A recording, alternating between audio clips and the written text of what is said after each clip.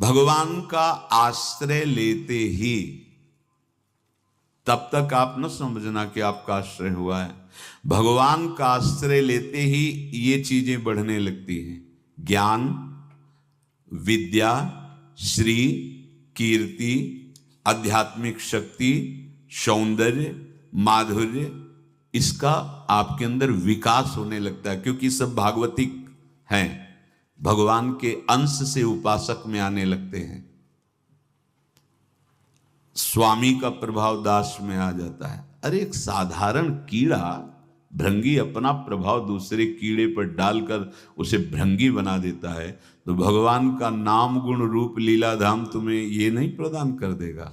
भगवद आश्रय लेते ही जिसके भय और विषाद नाम जप से नष्ट हो गए, नाम जप और सत्संग से, उसके हृदय में ऐश्वर्य भगवान का प्रकट होता है।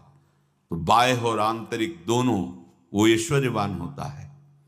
ज्ञान, विद्या, श्री, कीर्ति, शक्ति, सौंदर्य, माधुर्य, ये प्रकाशित होने लगता है।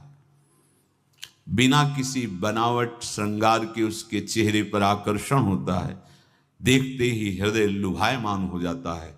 ऐसा माधुर्य होता है भक्तों का, क्योंकि माधुर्य सिंधु प्रभु का चिंतन होता है। जो भगवान के आश्रित है उसे भय की तो कोई गुंजाइश ही नहीं है, कोई गुंजाइश नहीं। क्यों? क्योंकि वो भगवान सर्वशक्तिमान उसकी रक्षा में रहते हैं। बहुत छोटा सा प्रसंग है। एक नीलांबर दास नाम के महान भक्त हुए हैं। जन साधारण गृहस्थ की तरह जीवन व्यतीत करते थे। एक दिन उनको सत्संग सुनने को मिला। सत्संग में जब जैसे यही सब सार बातें, तो उनको लगा कि अभी तक तो हम अपने को पूर्ण मान रहे थे कि हमारे पास रुपया है, पत्नी है, पुत्र है, घर है, सब मौज मस्ती है, लेकिन ये सब छूट जाएगी मरने के बाद, फिर मेरे पास क्या रहेगा? सत्संग यही अंदर आपके विवेक डालता है। बड़ा पश्चाताप उनके हृदय में हुआ। ये है कृपा, जिसको अपने लौकिक भोगों के बीच में रहकर उनसे जलन पैदा होने लगे, जान लेना भगवान उन पर बहुत कृपालु हो गए हैं। उनके हृदय में प्रार्थना जागृत हुई, प्रभु कोई साधन भजन नहीं जानता, अभी तक तो गृहस्थी के भोगों में और भोगों के संग्रह में मुझे ऐसा लगता रहा कि मैं पूर्ण हूं। पूज्य श्री सूरदास जी के शब्दों में मानो नीलांबर दास जी की ही प्रार्थना हृदय से प्रकट हो रही। कह रहे हैं, कृपा अब कीजिए बलि जाऊं। मुझे पता नहीं था, मैं मोह निद्रा में ऐसा सो रहा था कि नाना प्रकार के स्वप्न देखकर राजी हो रहा था। संत सत्संग मिला तो मुझे पता चला ये तो जो कुछ भी है सब व्यर्थ है। ये मकान, ये परिवार, ये धन, ये वैभव, ये पद प्रतिष्ठा, ये केवल चंद मिनट की चांदनी है। जब यमदूत आएंगे, मारेंगे, पिटाई करेंगे, नरक ले जाएंगे, तब कोई कौन साथ देगा? साथ में जाने वाला तो कुछ नहीं है। सत्संग में भगवान के चरणों का आश्रय सुना तो कह रहे, कृपा अब कीजिए बलि जाऊं, बलिहारी जाऊं प्रभु, अब तो कृपा कर दो। कृपा तो हो चुकी है। होए विवेक मोह ब्रह्मभागा, कहां से विवेक आया? जब सत्संग मिलता है तब विवेक जागृत होता है, और भगवान की कृपा के बिना सत्संग नहीं मिलता। सत्संग मिला मानो भगवान आवाहन कर रहे हैं आपको अपने आनंद समुद्र में डुबोने के लिए। बिनु सत्संग विवेक न होई, राम कृपा बिनु सुलभ न सोई। सच्ची मानिए, सत्संग ये केवल भगवत कृपा से मिलता है। पहली कृपा तो सत्संग हुई, अब विवेक जागृत हुआ, तब सब होए विवेक मोह ब्रह्म भागा। तो मोह में जो ये सब अच्छा लग रहा था, अब अच्छा नहीं लगने लगा, काटने को दौड़ने लगा। सबका प्यार, सबकी वस्तुएं, सब वैभव सम्मान, सब झूठा, सच्ची झूठा। फसाओ। प्रार्थना हृदय से निकली, कृपा अब कीजिए बलि जाऊं, नाहिन मेरे और को बल, चरण कमल बिन ठाऊं, कृपा अब कीजिए बलि जाऊं, बलिहारी जाऊं प्रभु, अब तो कृपा कर दो। मेरे में कोई बल नहीं है, कोई साधन बल, तपस्या बल, योग बल, ज्ञान बल, कोई बल नहीं। बस हृदय से मैं आपके चरणों का आश्रय लेता हूं।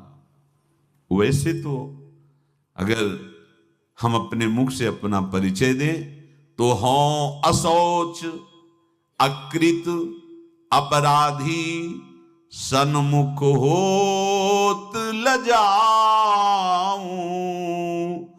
तुम कृपालु करुणा निधि के सो,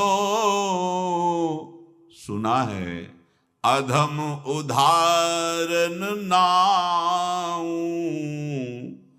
कृपा अब कीजिए बलि जाऊं। किसी योग्य नहीं हूं, अपराधी हूं, अकृत, अशौच, सदैव मन और शरीर दोनों अपवित्र रहा है। यद्यपि किसी लायक नहीं हूं, आपके सन्मुख होने में लज्जा लगती कि कहां मैं नीच अधम और कहां आप परम पावन पुण्य श्लोक प्रभु। पर सुना हमने सत्संग में कि आप बड़े कृपालु हो, करुणा निधान हो, तो हे कृष्ण, हे अधम उदाहरण, आपकी महिमा सुनकर हिम्मत पड़ रही कि अब आपके चरणों की तरफ मैं बढ़ूं। क्योंकि विचार करके देखा, कोई ऐसा नहीं है जो मुझे संभाल सके, मेरी रक्षा कर सके।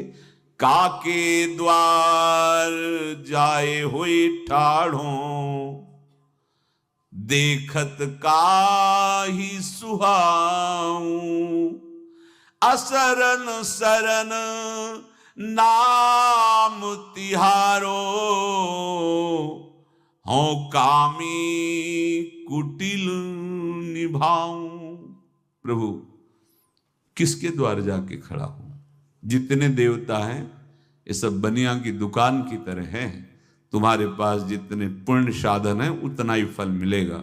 मेरे पास तो कोई बल है नहीं, तो कोई मुझे तो स्वीकार करेगा नहीं, ठुकरा देगा। नाथ, सुना है आपका नाम सत्संग में असरन सरन है, जिसका कोई नहीं होता उसे आप स्वीकार कर लेते हैं। मैं बहुत कामी हूं, कुटिल हूं, पर एक ही ठौर है, आप मेरा निर्वाह कर सकते हैं।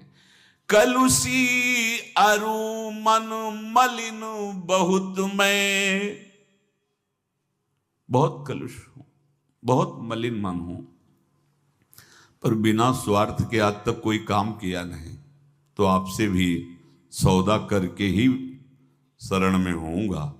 सेत में तो न बिकाऊं, तो आपसे भी सौदा है हमारा। सेत में शरण नहीं हो जाऊंगा आपकी, यद्यपि मैं ऐसा बता दिया पूरी। देखो भक्तों का हृदय कैसा होता है। हाँ, क्या चाहिए आपको, क्या चाहिए? तो सूर पतित पावन पद अम्बुज, सो क्यों परिहरि जाऊं, कृपा अब कीजिए बलि जाऊं। सेत में नहीं बिकाऊंगा, आपके चरण का मोल लूंगा। सदैव आपके चरण हमारे हृदय में रहे, मेरा मन आपके चरणों के आश्रित रहे। ये दे दो, अब मैं आपका ही हो गया, बिक गया। ये मूल्य आपको देना पड़ेगा।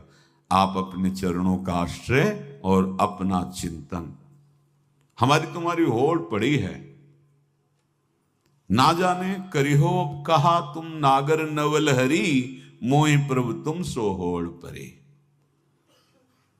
चिंतन गाढ़ होने लगा प्रभु का।